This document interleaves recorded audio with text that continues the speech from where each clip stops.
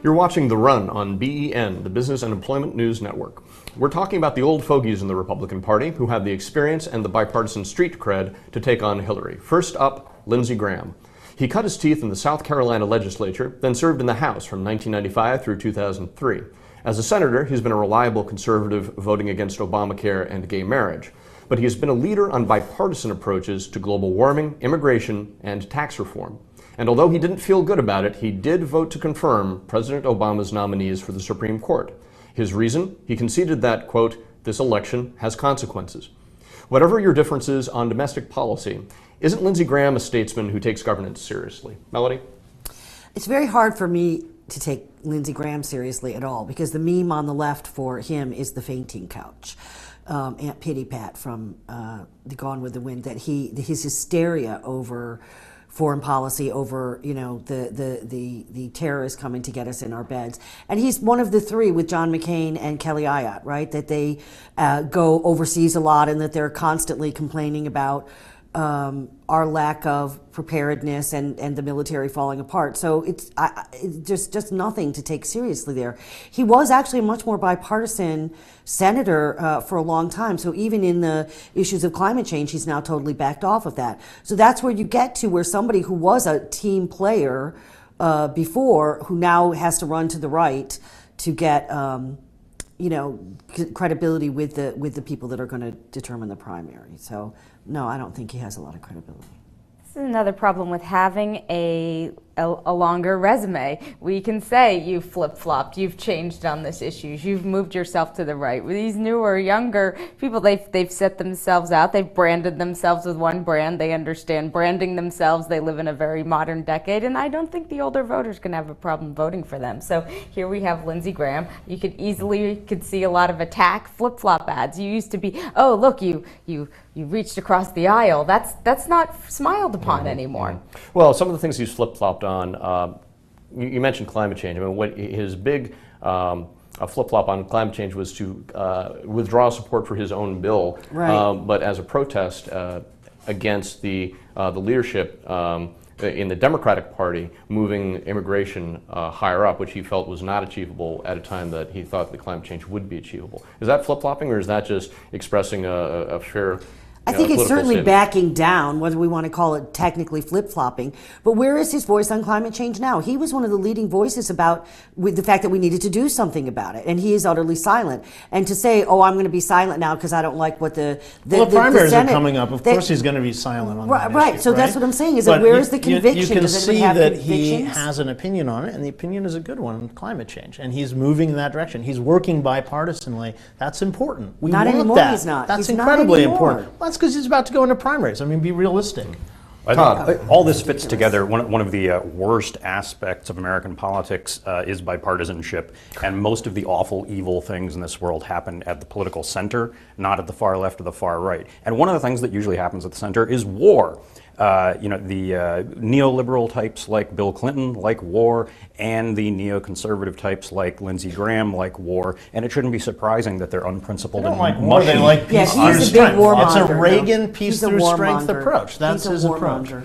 He is.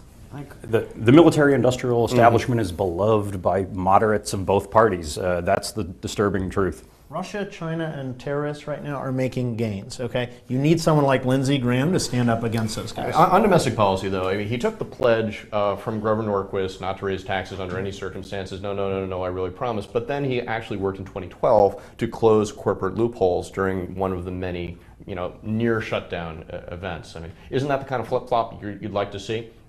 I think that they haven't even defined that amongst themselves on the right, because there are some people that say closing corporate loopholes or enforcing the laws that already exist is not new taxes. So it depends, I think, on that question, on who you're asking. He did have a strong in his home state, when he last election for senator, there was a move to try to oust him because they felt that he was not conservative enough. And then you can see that exact switch when that happened, where suddenly he became, he had to prove his conservative credentials and became really rather silly on some issues. But it's in the last few years that he's been more aggressive about closing down some of the corporate loopholes. Right, but I'm saying there are people on the left, even Grover Norquist, there's some issues where he says that it doesn't count as new taxes if you know, if it's a user fee, if it's regressive user enough, fee, yeah. or yes, you know, so corporate loopholes. These already exist, so that would not be a new tax, right? Right, Heather. Are we going to, it's coming down to, I don't know how the Republicans are going to vote this time. It's going to be a fascinating year.